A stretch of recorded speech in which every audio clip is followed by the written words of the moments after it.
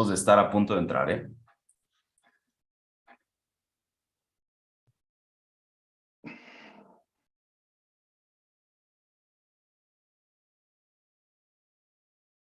Debemos de estar a punto de entrar, ¿eh?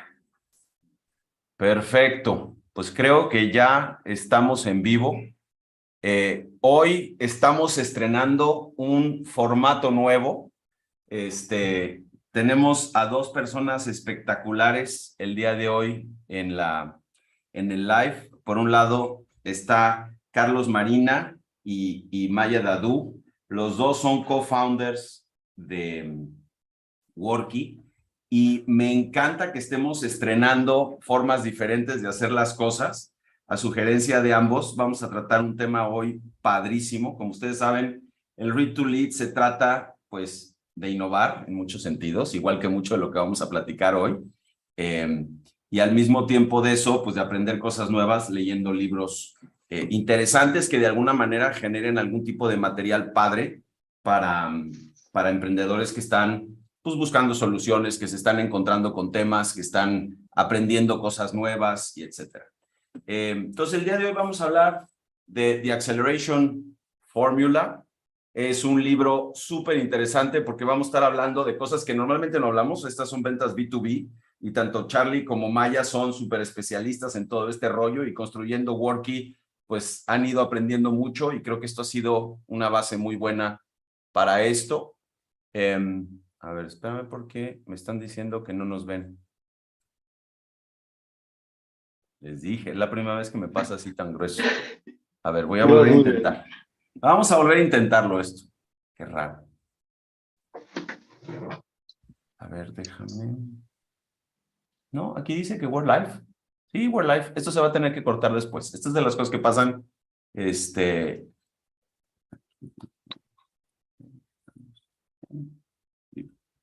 miren, lo que vamos a hacer es, si no jala, luego regresamos a hacerlo y les sigo robando tiempo, pero estoy seguro que sí está jalando. Entonces, pues miren, les voy a contar un poquito primero de Maya. Maya tiene un currículum espectacular. Maya, estoy preocupadísimo de que hayas vivido una juventud muy estudiosa. Empecé a revisar tu... Yo también. Empecé a revisar tu LinkedIn y dije, no, ¿cómo es posible esto? Fue banquera de inversión, con Merrill Lynch, estuvo con BCG, después estuvo en Citi, luego en eBay, después en Worky, antes de eso estudió ingeniería química, tiene un MBA, bueno, hiciste ingeniería química y luego te echaste una especialización también de ingeniería química en la Universidad de Pensilvania y luego te echaste un MBA en Stanford, ¿es así? Oh my God. Really? Sí, Why would you do mega that? nerd, mega nerd. Hubieras empezado por mí, Fabi. Ya estoy en la terapia, no te preocupes. La gran ventaja es que no voy a hablar de mí. O sea, así lo vamos a dejar.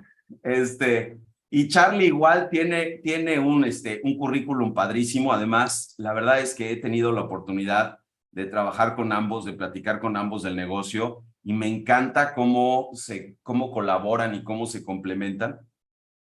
Carlos, como pasa, tiene un pasado tórrido y en algún punto fue hasta inversionista de Venture Capital, estuvo con nuestros amigos de Dila, también estuvo en la parte de banca de inversión y hoy en día es el co-founder de Worky y también tiene una maestría, estudió en la Ibero.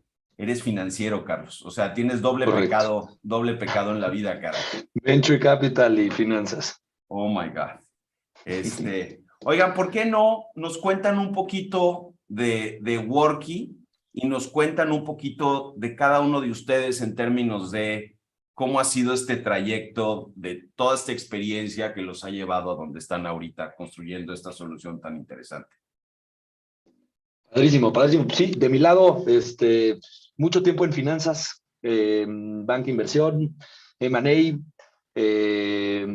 casa de bolsas, de ahí me pasé a Venture Capital, de ahí me di cuenta que pues gran parte de las empresas del portafolio tenían un rollo en HR, ¿no? Y me empecé a enamorar del problema.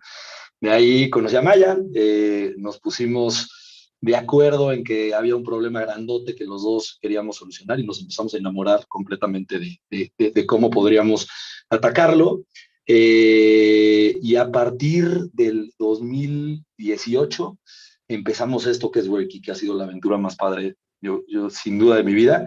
Y bueno, que es Worky es un software all-in-one que le ayuda a las empresas chicas, medianas, a poder automatizar toda la talacha que conlleva recursos humanos, ¿no? Desde el reclutamiento, el desarrollo, la compensación y bueno, toda la data que hay detrás que le puede ayudar muchísimo, no solamente a la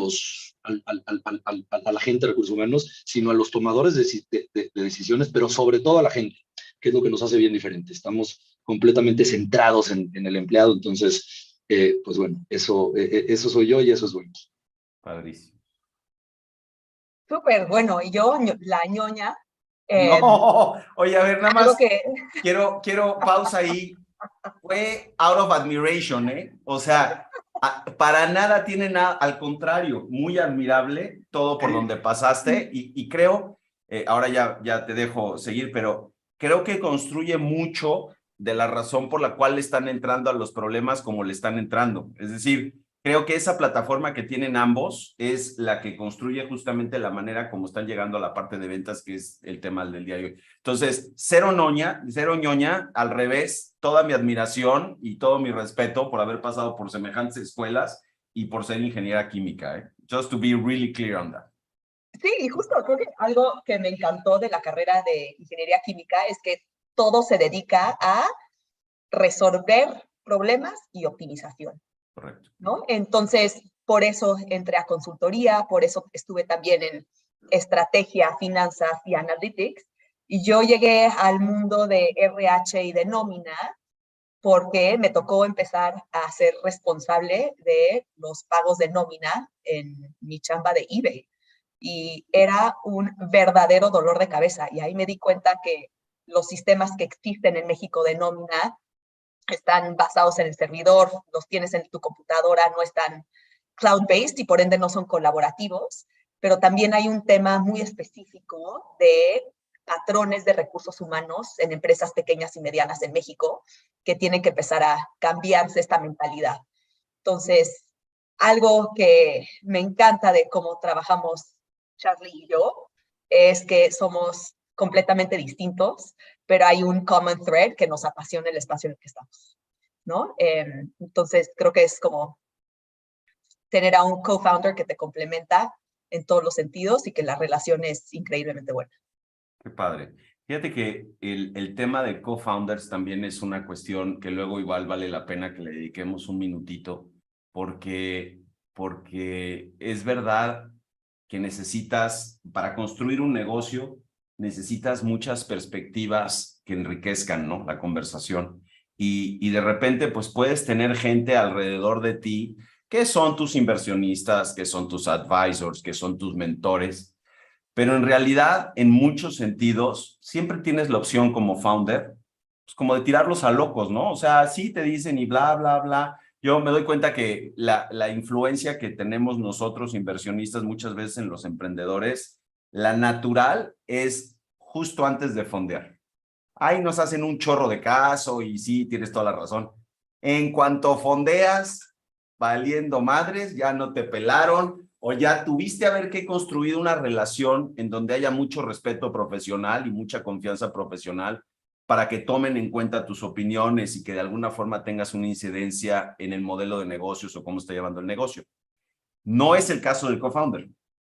El co-founder está metido en the trenches, ¿no? En las trincheras contigo y pues es una persona con la que tienes que acordar muchas cosas o te tienes que no solamente acordar, pero tener protocolos de acuerdo y qué decisiones toma uno y qué decisiones toma otro. Entonces, pues aprovechando que ya estamos en esas, cuéntenos un poquito de esa parte que me parece muy relevante para muchos de los founders o de la gente que está pensando en arrancar un negocio. ¿Qué rollo con el co-founder? ¿Sí co-founder, no co-founder y cómo sí o cómo no?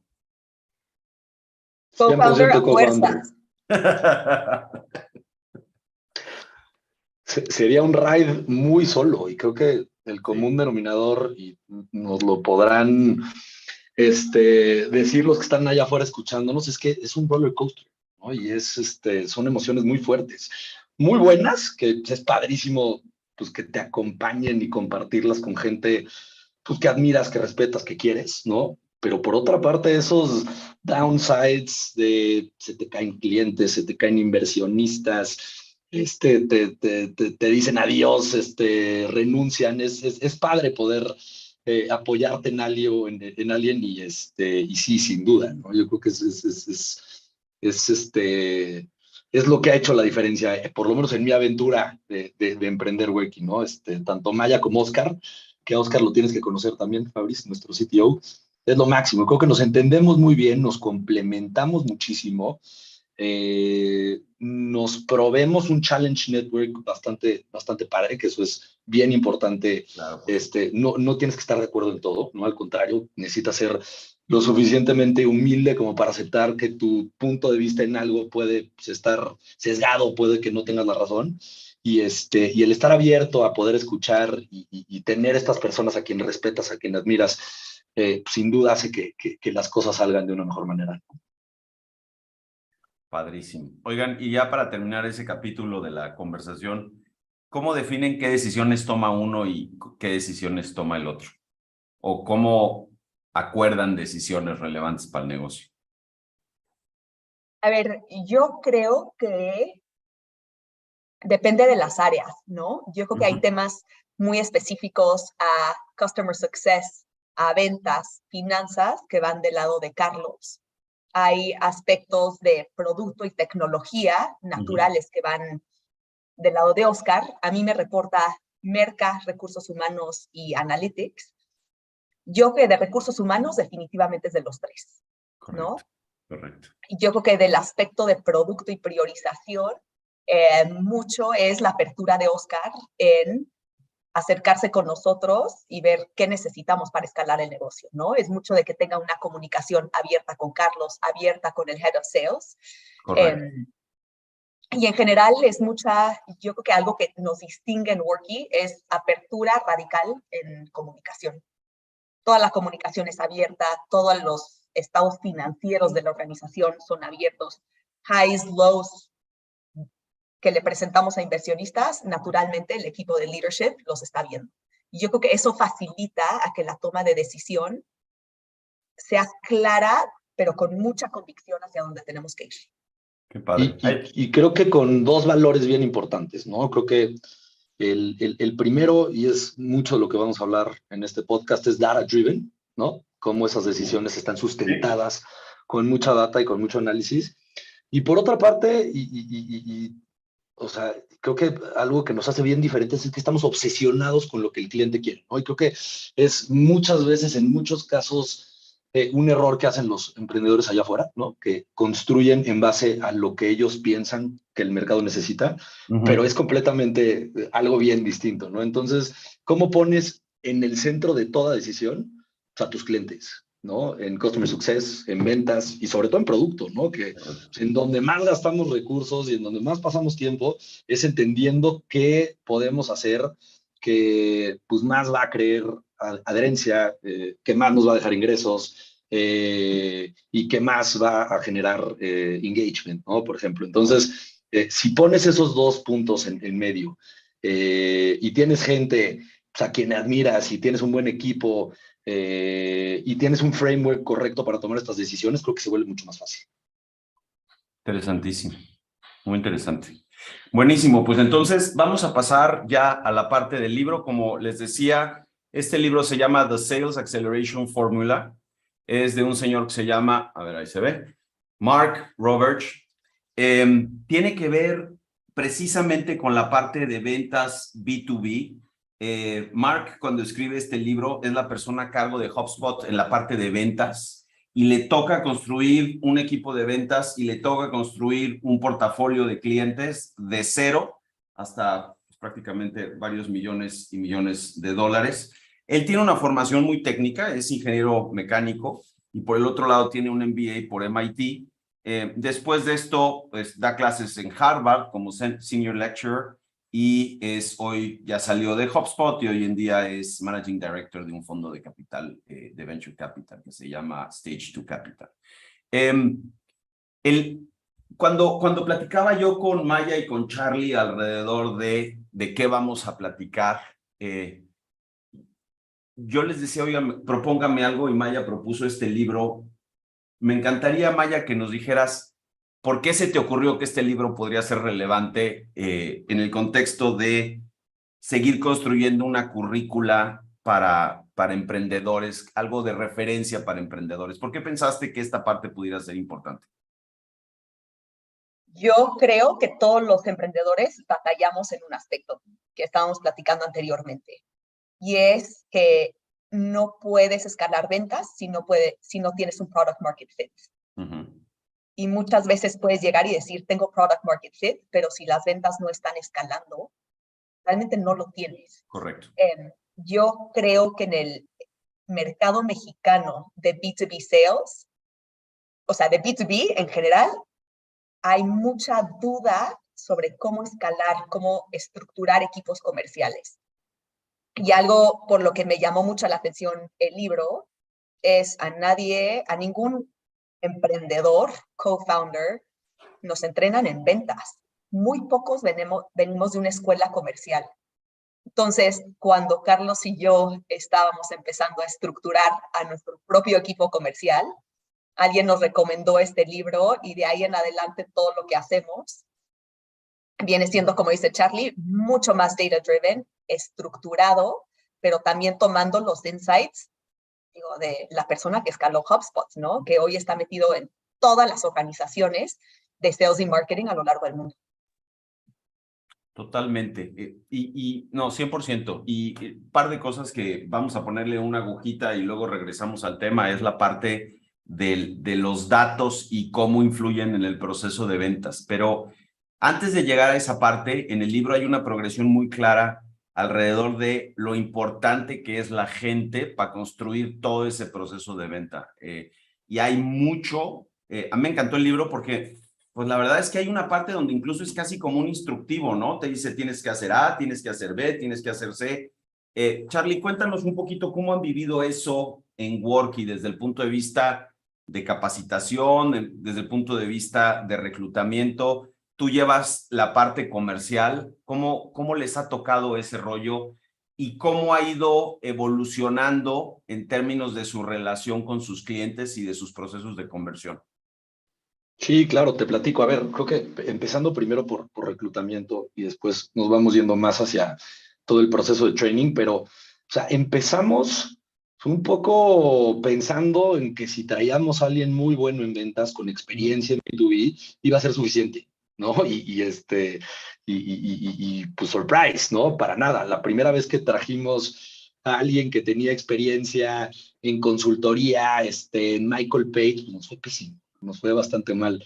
Y ahí hay un par de anécdotas que luego te tendremos que contar con detalles, pero bueno, era muy al aire, no era decir, nosotros lo que necesitamos era pues, alguien que sepa vender, alguien que le sepa hablar a las personas a las cuales les vendemos, y de ahí como que nunca nos tomamos el tiempo para ver con data qué es lo que nos estaba funcionando y qué no, ¿no? Entonces, leyendo el libro, empezamos a ubicar cuáles son estas características que nosotros queremos y sobre todo basadas en data, qué es lo que hacen a los sales managers y a los SDRs y a los BDRs exitosos, ¿no? O por lo menos con una mucho mayor probabilidad de que sean exitosos.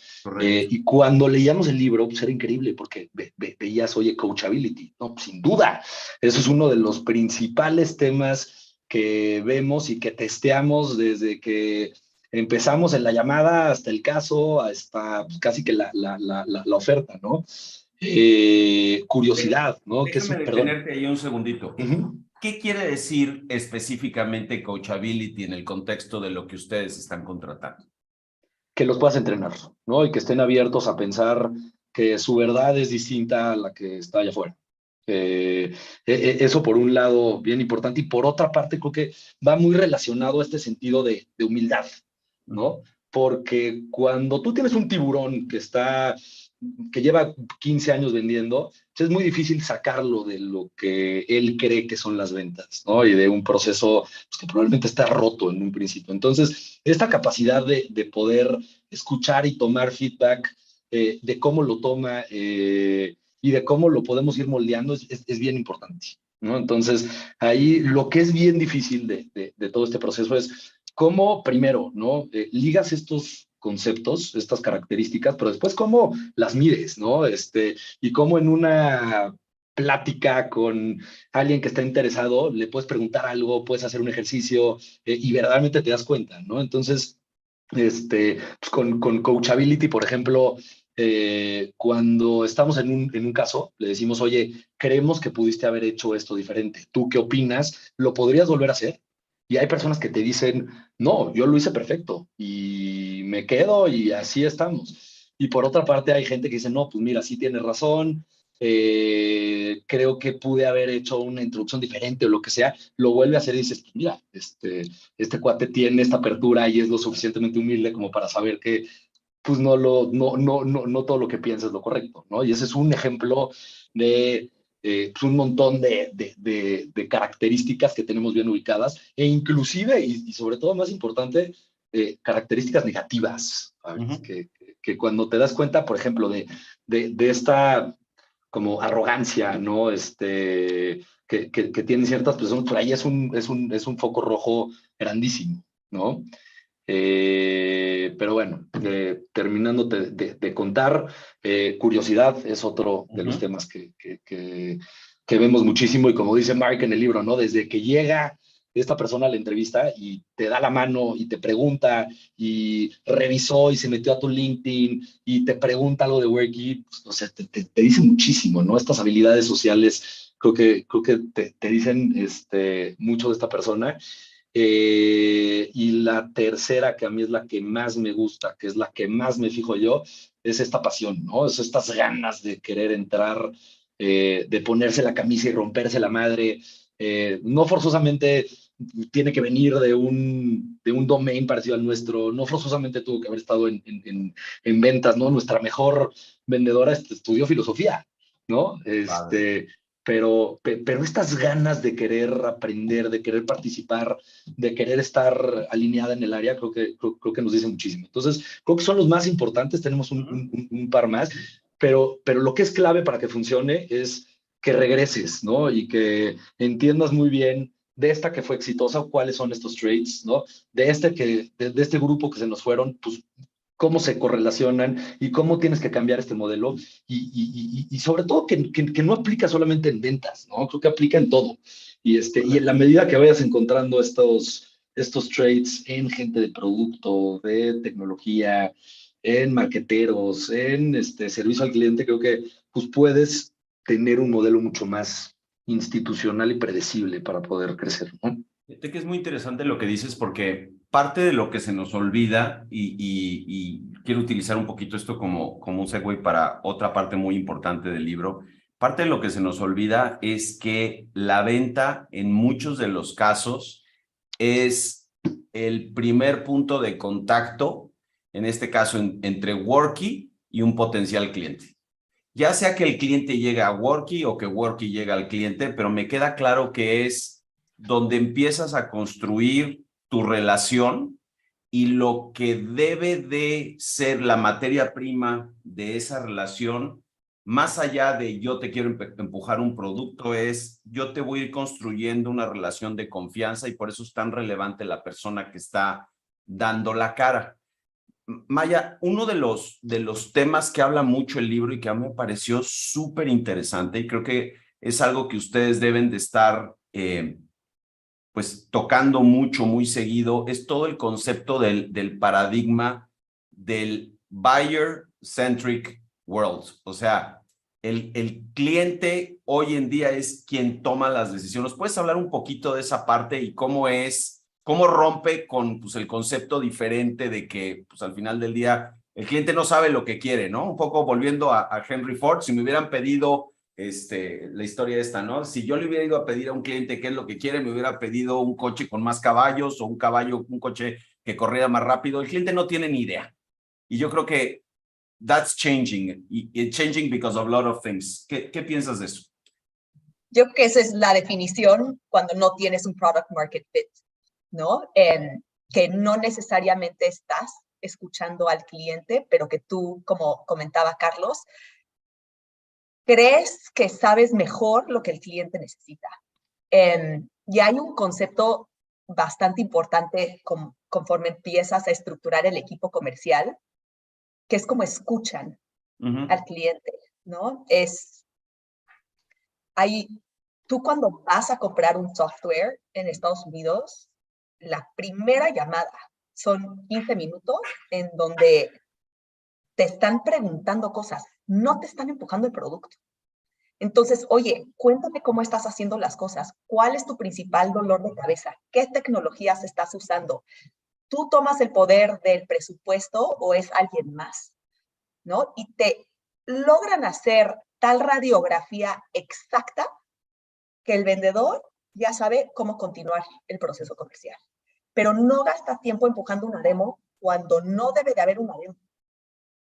Y yo creo que algo muy importante dentro del proceso comercial que nosotros hemos aprendido es que hay dos compradores. Uno es el que llega solicitando información del software, que en muchos de nuestros casos es el gerente de recursos humanos. Sí, claro. Pero también lo tienes que adaptar a la realidad mexicana y el contexto de recursos humanos en México es que esta persona no tiene presupuesto. No es alguien que administre presupuesto dentro de la organización para poder tomar estas decisiones rápidas. Y lo que nos pasa dentro del proceso comercial es que lo tiene que escalar a alguien más. Correcto. Y lo escala al director financiero o directora financiera. Nosotros tenemos dos buyer personas, HR y CFO. Correcto. Entonces, una vez conociendo esto, ¿cómo vas moldeando este proceso comercial y decir, primero, la radiografía de los pains de recursos humanos? Lo hace sentir o la hace sentir extraordinariamente escuchada y se vuelve ya una venta consultiva. Sí. Tú te vuelves el reference point de cómo debería de operar sus recursos humanos, pero con vulnerabilidad, ¿no? Y sabiendo escuchar. Correcto. Posteriormente cambia radical el proceso comercial, en donde te tienes que volver una mancuerna de esta persona de RH para que pueda pedirle el presupuesto al CFO. Y cambia el proceso comercial, porque RH es soft, nómina es duro. Errores de nómina son errores monetarios gigantes. Problemas de rotación son errores monetarios. Entonces ya empiezas a cambiar el giro de la conversación mucho más hacia un esquema financiero, pero no lo haces originalmente. Ok, entonces me voy a parar ahí tantito y me voy a pasar con Carlos para el tema justo de lo que tocaste, ¿no? El inbound versus el outbound. Carlos, platícanos de esos dos conceptos y cómo son distintos y cómo tienen efecto diferente en el cierre de la venta, ¿no? Y cómo lo hacen ustedes, porque creo que antes de que entráramos a la conversación aquí con Carlos y con Maya ya en vivo, les estaba yo contando que justo me entró una llamada de alguien que me estaba empujando una tarjeta de crédito y parte de lo que les decía es, ¿cuál podrá ser el ratio de conversión de que te llaman por 2,500 vez a contarte? Aparte no te dejan ni hablar, o sea, hablo con tal y tuyos, te sueltan ahí media hora de te hablo de tal y este es el beneficio. ¿Cuánta gente realmente les comprará y qué tan efectivo pueden ser esas ventas? Y creo que el tema del inbound y del outbound ahí como que tiene mucho que ver en términos de pues la construcción de la relación con un potencial cliente. Entonces, perdón, Charly, nada más como entrada para esa parte. ¿Qué nos dices de eso? Padrísimo. A ver, creo que primero que nada es entender, ¿no? Outbound es salir a buscar. Outbound es tocar puertas, es hacer llamadas, es mandar mails. De forma un poquito más tecnológica es usar herramientas para poder llegar a estas personas, ¿no? Muy targeteadas, con un mensaje muy claro, intentando como explotar la primera parte del funnel, que es este awareness, ¿no? Que es lo que platicaba Maya antes de la llamada. De ahí identificar y echarle un poquito de limón a la herida. pero siempre a través de un value added approach, ¿no? Entonces, eso es outbound. Podemos Pero entrar a déjame muchos de... hacer un doble clic ahí. Por ejemplo, hoy esta llamada fue un outbound claritito de la gente de la tarjeta de crédito, pero por ejemplo, no sé si les pase a ustedes, me imagino que sí. Todos los días me llega una cantidad de correos o una cantidad de mensajes en LinkedIn donde me están buscando para que yo me enganche en un producto, pero no tienen, o sea, me están tirando el beneficio del producto sin ni siquiera saber si yo voy a conectar con eso. Y yo lo que entiendo, sin ser especialista como ustedes, pues es un esfuerzo que tiene un porcentaje, digamos, de bateo en términos de conversión a ventas, pues muy bajo, ¿no? Muy bajo. Ok. Muy, muy, muy bajo. Y te voy a hacer una pregunta, Fabriz, pero ¿te acuerdas de algún approach que te hayan hecho en donde te hayan dado algún tipo de valor?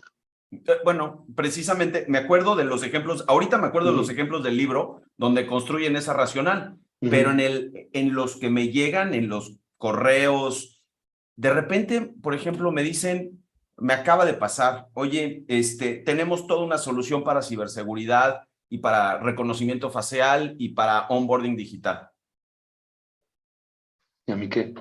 Sí. Tal cual, o sea, y yo que me lo como con papas, cabrón, yo ¿qué hago con eso? O sea, y entonces, pues la verdad es que va a sonar medio mamón, pero me dio ternurita y le mandé a una de nuestras empresas del portafolio que andaba buscando estas cosas, pero de 30 de esas, una la canalizo a algún lugar y las demás digo, oye, voy a empezar a bloquear gente en LinkedIn. Es más, hay gente que ya no acepto porque en su título dice Sales Representative o alguna, que digo, güey, o sea, no, nada más me va a venir a hacer ruido, lejos de agregarme en la construcción de una comunidad que sea útil para mí profesionalmente, ¿no? Entonces, no me acuerdo de ninguna en particular, me acuerdo de los ejemplos del libro que me hacen todo el sentido del mundo, pero no así que diga yo, wow, esto es lo que yo necesito.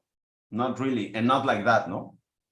Sí, pero ¿qué pasaría si yo te mando un mensaje, un request en LinkedIn, me aceptas y te digo, Fabriz, te dejo esta guía para que puedas retener y desarrollar mejor tu talento como VC en México?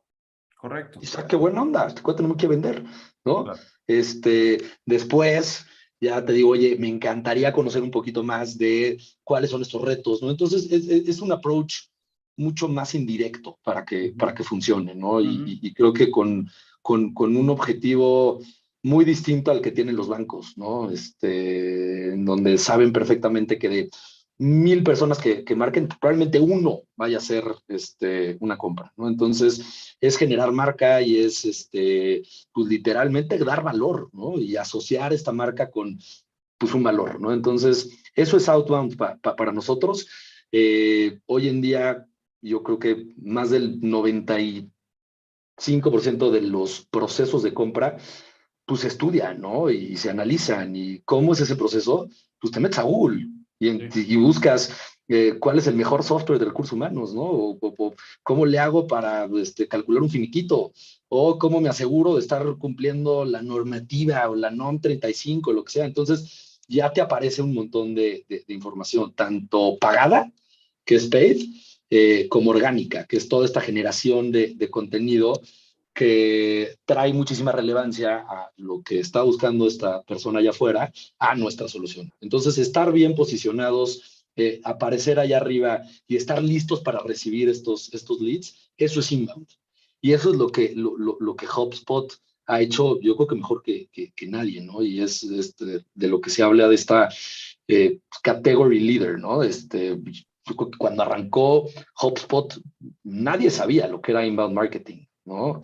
Entonces, pues literal fueron los pioneros y sobre todo enfocados a B2B. O sea, hay muchísimos aprendizajes, ¿no? Que nos da Mark en el libro para poder, pues, estar hasta arriba, para poder cerrar más rápido y para poder tener un approach, pues, mucho más enfocado al proceso de compra del cliente, no de la empresa, ¿sabes? Que eso creo que es un error que hacen muchas empresas allá afuera, que tienen su funnel y es lead, marketing qualified lead, SQL, oportunidad, cierre, ¿no? Pero la realidad es que nos tenemos que adaptar mucho más a su proceso de compra, ¿no?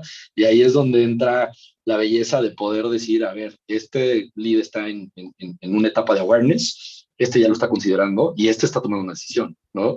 De ahí, ¿cómo lo traduces tú a tus procesos internos? Pues hazte bolas, pero no hagas bolas al cliente. Hazlo lo más sencillo posible. Ese tema que tocas es súper relevante porque precisamente en mi mente es el approach, de las cosas que me gustaron del libro es el approach analítico del ingeniero viendo un problema y desmenuzándolo para identificar esos puntos o de estatus y hacer estos buckets, ¿no? En este bucket está en el ¿cómo le llama? El buyer journey, que también se vuelve muy relevante para el comprador, el que no haya escalones o que no se le caiga el proceso al comprador, que todo sea sencillo, que todo sea muy como natural.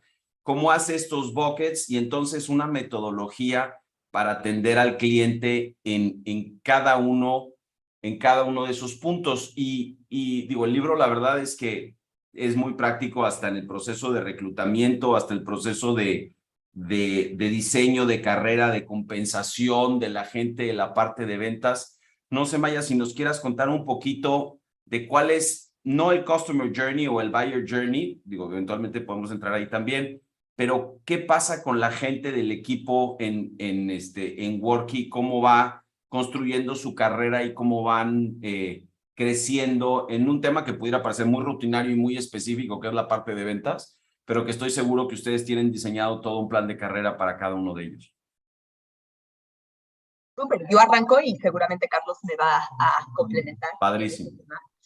Yo creo que algo que hemos empezado a hacer mucho mejor a lo largo del tiempo es tener esta radiografía ya con la oferta cuando se le entregamos a la persona, ¿no? Correcto. Entonces, si Fabrice va a ser el próximo vendedor dentro de Worky, ya tenemos tanta data de su caso que ya sabemos que en 2 o 3 puntos lo vamos a tener que capacitar un poco más los primeros meses, pero hay 3 puntos en los que es extraordinariamente fuerte, ¿no? Cada vez que contratamos a alguien, tenemos que entender y hacer un poco de reflexión de qué nos hace falta a nosotros como equipo, ¿no? Nos hace falta alguien extraordinariamente analítico, pero que sepa vender.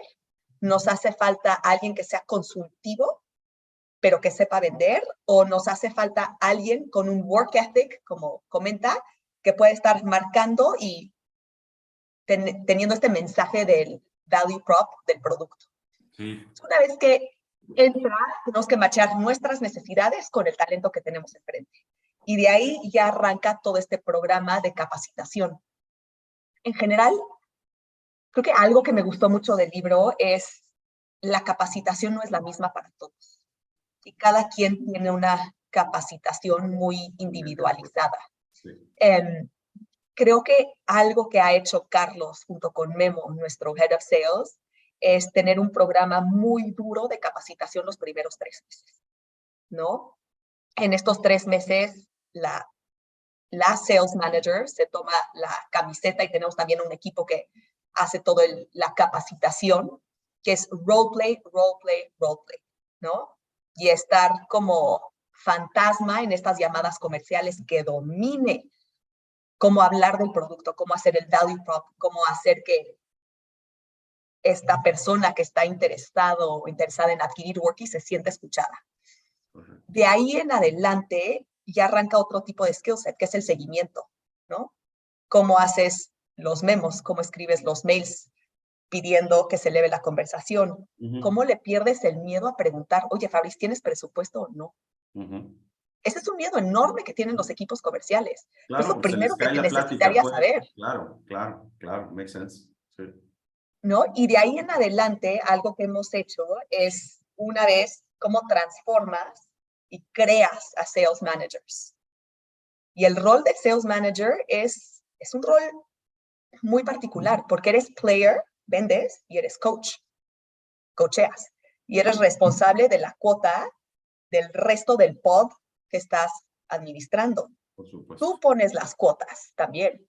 Y yo creo que ese es un tema muy especial, en donde no necesariamente la cuota la definimos Charlie y yo. Naturalmente, nosotros sabemos qué porcentaje tenemos que crecer de organización, ¿no? O de clientes, de nuevo MRR. El Head of Sales tiene que platicar con las Sales Managers para ver, oye, ¿va a venir de distribución? ¿Cuánto va a venir de distribución? ¿Cuánto viene de inbound?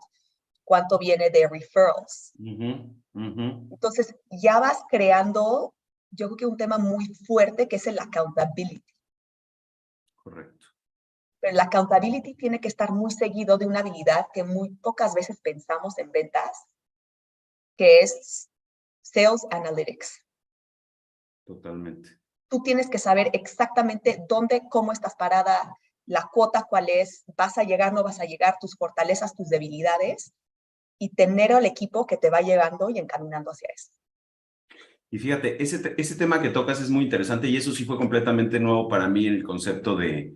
Normalmente nosotros invertimos mucho en compañías que hacen B2C. Entonces, en realidad, todo el esfuerzo es conversión de usuarios, e inviertes una cierta cantidad en la adquisición y de alguna manera la conversión se va dando, ¿no? Y digamos, el downside de hacerlo mal es el churn, pero no es el tiempo en lo que vaya a convertir. Generalmente todo el mundo tiene un patrón de consumo o de conversión relativamente similar. De las cosas que me parecieron súper interesantes en el libro, habla de lo relevante que es para la organización tener una estructura de predictibilidad de las ventas, porque pues esto no es B2C, o sea, aquí hay una dependencia importante en cada uno de los clientes y hay una serie de temas que se tienen que dar, onboardings y cuestiones de ese estilo. Entonces, parte de la razón por la que pensé en esto ahora que lo mencionabas, Maya, es en ese seguimiento diario que se tienen que ir dando a las ventas.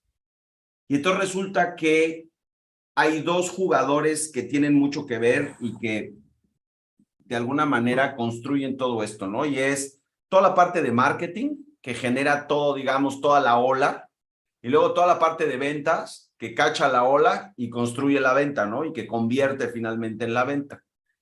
Entonces, me encantaría escuchar un poquito cómo lo viven ustedes eso, porque como lo leí y de repente dije, pues, it does make sense. O sea, si el güey de marketing no hace su chamba las primeras 3 semanas del mes, el güey de ventas lo odia porque tiene que terminar cerrando en una semana lo que el otro güey le debió haber pasado durante las primeras 3 semanas. Y luego, además, ¿cómo construyes un acuerdo? El libro habla de SLAs propiamente, entre, puta, este es un buen lead, así lo entendemos los dos, y entonces you need to work with that, porque de otra manera se vuelve bien fácil decir, oye, pues el güey de marketing me está mandando pura cochinada, yo no puedo trabajar así, odio al güey de marketing, y entonces resulta que se arma un desmadre, ¿no? Entonces, no sé, Charlie o Maya, no sé quién le quiera brincar, ¿quién le brinca a esa parte que me parece tan importante en la parte de B2B sales? Sí, te platico, porque es de mis temas consentidos, ¿no? Cómo alineas y cómo planeas estos dos monstruos.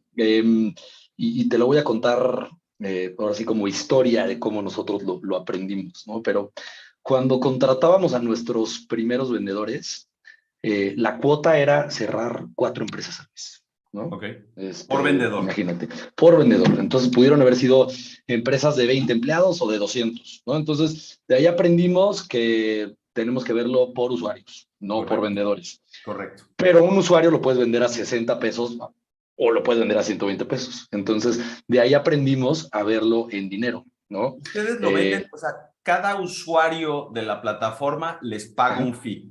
Exactamente. Si tú tienes 100, exacto, pues te paga 140 pesos al mes en promedio. Son correcto. 70 pesos por usuario al mes. Entonces,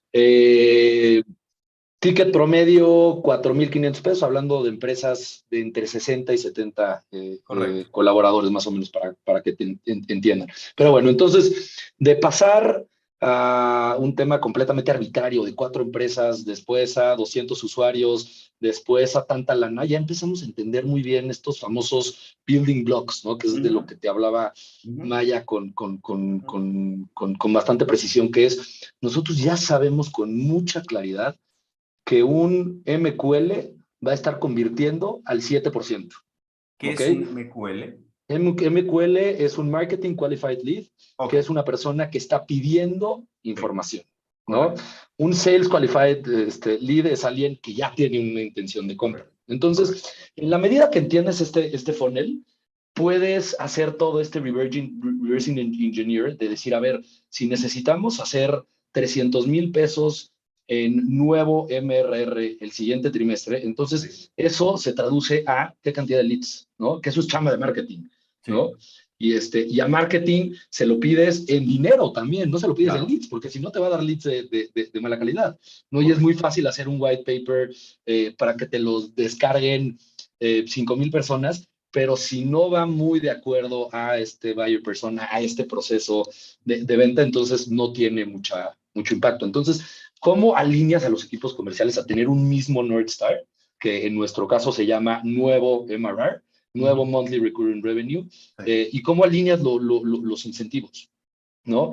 Y lo que hemos aprendido en el camino, en cuándo damos las comisiones, en cómo generamos estos OKRs, pues ha sido enorme, ¿no? Entonces, mi recomendación a las personas que nos están escuchando allá afuera es, pues sean muy estratégicos en cómo planeen, ¿no? Y sean muy data-driven y conozcan muy bien sus unit economics para que tengan muy claro, pues, cuál va a ser este combustible que les va a dar, como dice Mark Roberge, scalable, predictable revenue growth. En la medida que vas entendiendo estos revenue streams, ¿no? Que en nuestro caso, inbound, Fabriz, por mucho es lo más importante. Outbound, que representa mucho menos, pero es importante.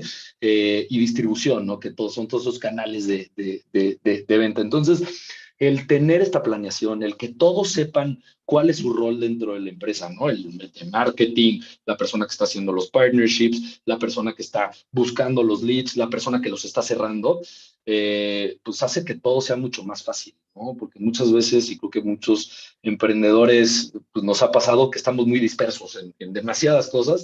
Entonces, aterricen muy bien esta planeación y sean muy data driven. Creo que se los pongo como recomendación. Oye, pero a ver, ahí te voy a detener, I'm gonna hold you to that, porque puede ser muy data driven desde el punto de vista cuando de concepto, pero parte de lo que habla el libro y también, o sea, de hecho, fíjate, ese es un tema donde yo conecto mucho con él. No como vendedor, sino como ser humano, tu bien más escaso es el tiempo, ¿no? Y cuando estás en la parte de ventas, es totalmente definitorio cómo usas tu tiempo. Porque, por ejemplo, nosotros, nuestro proceso de pipeline, usamos Pipedrive. Y a mí no me gusta. Es una hueva, tienes que estar escribiendo un chingo de cosas, tienes que estar poniendo un chingo de cosas y tienes que conectarlo con no sé qué, y tienes que y puta, o sea, yo pierdo, bueno, la verdad es que espero que mis socios no oigan esto porque me van a correr del partnership, pero pierdo, o sea, hay veces que les digo, oiga, güey, a ver, alguno de los asociados que son muy generosos conmigo, échenme la mano, porque este pedo yo no lo entiendo y ya me desesperé.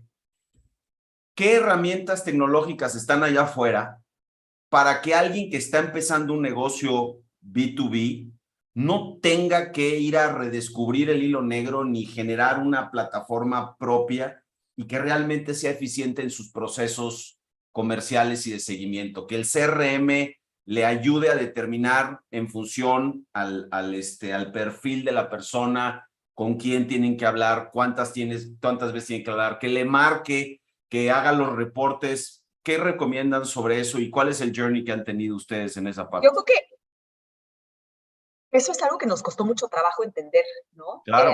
A Charlie y a mí. O sea, nosotros igual empezamos con Pipedrive, empezamos con HubSpot en Merca y después dijimos, es que no pueden estar sentados en dos sistemas aparte porque no se hablan. Entonces, si yo no sé un lead de qué campaña llegó, cuántos colaboradores tiene, cuál es la facturación, tenemos que empezar a integrar todos los sistemas.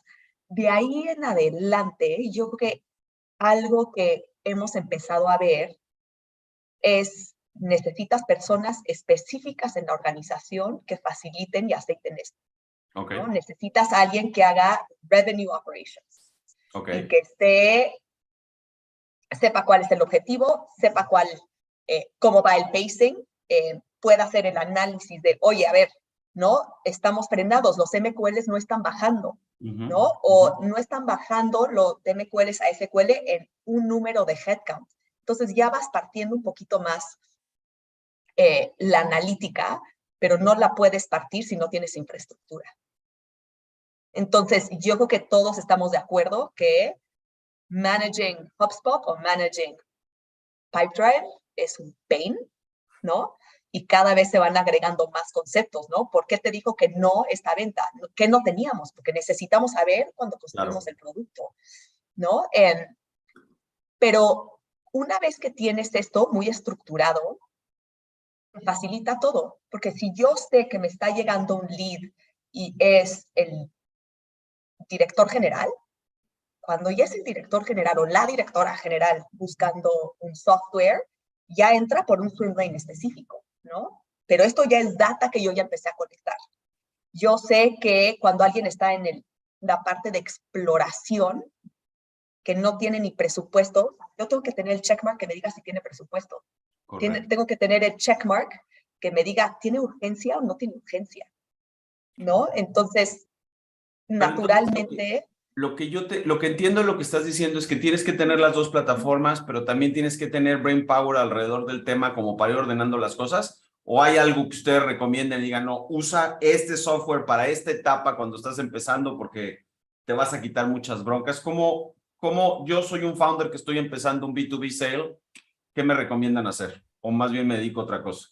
Unificar, ¿no? Creo que, o sea, parte de las grandes lecciones que hemos aprendido es, entre más centralizados estén los procesos, mejor, ¿no? Porque si tienes marketing por un lado, si tienes customer success, customer support y tienes ventas aisladas, entonces se vuelve mucho más difícil de hacer el tracing, ¿no? Desde de dónde llegó un lead, qué estaba viendo antes, cuánto tiempo estuvo en la página, cuáles fueron los módulos que vio, ¿no? Hasta en qué parte del proceso está, ¿no? Y ya que cierra, pues que pase a Customer Success, que pase a Customer Support.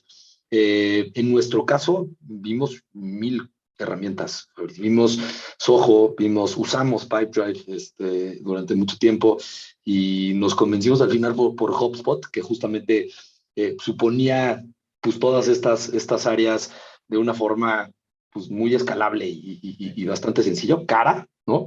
Que quede bastante claro.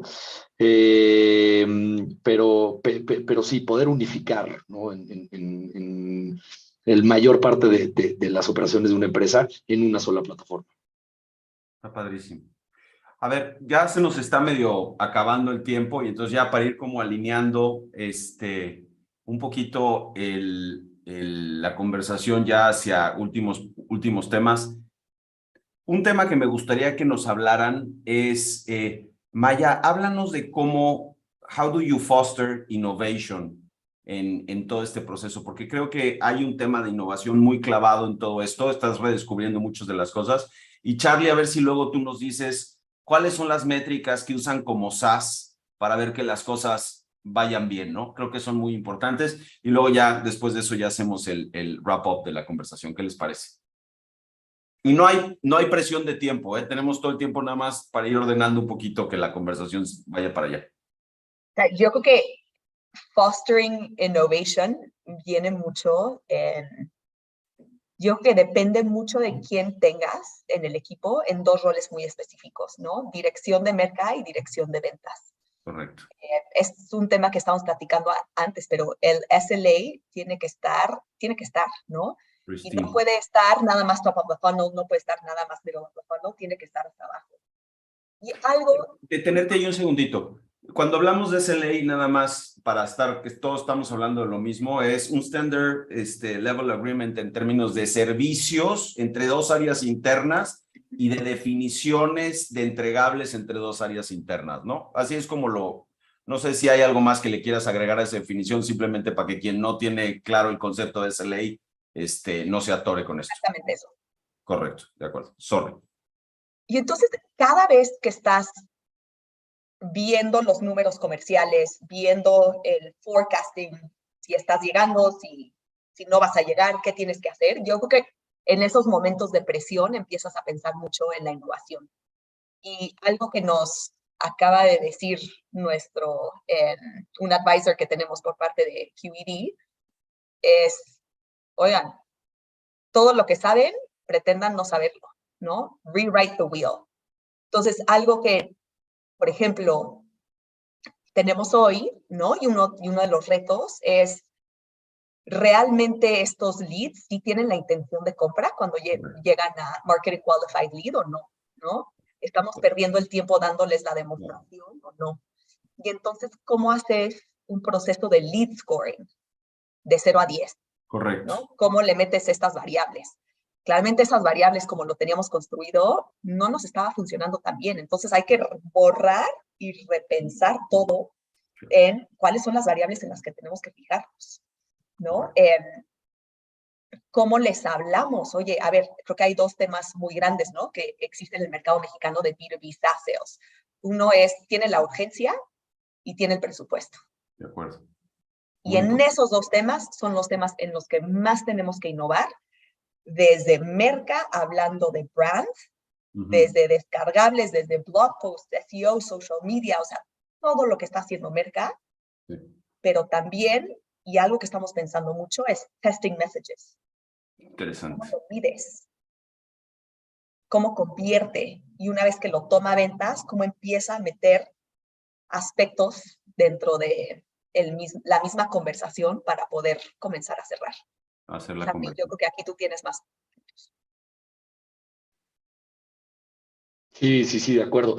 ¿Quieres que me pase directamente al tema de cuáles son las métricas? ¿Cuáles ¿Qué son las métricas métricas? usan? Sí.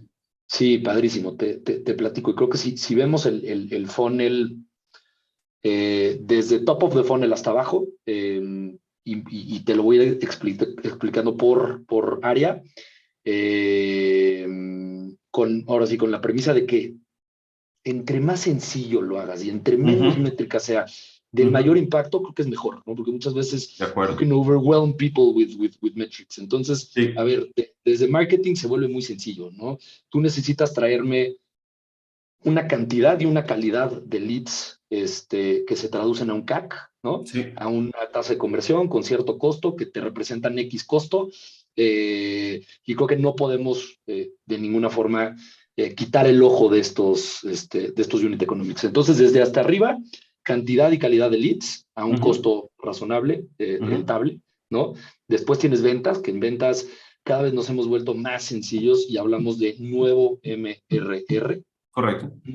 Muy atado a el churn, que es lo que viene abajo de ventas, que es Customer Success, que ya es todo el proceso de onboarding, del desarrollo del cliente como tal. Entonces, en ese sentido, pues lo más importante es, uno, el churn rate, que estemos asegurándonos que las implementaciones, que el engagement y que el valor que vean los clientes en Worky llegue lo antes posible.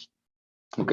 La gran parte del churn que tenemos son empresas que no llevan ni 3 meses porque nunca pudieron ver este valor. Entonces, ¿cuál es este wow moment? ¿Qué necesitas tener? ¿Qué necesita pasar para que Ignia ya esté completamente y totalmente engaged y dependiente de Worky?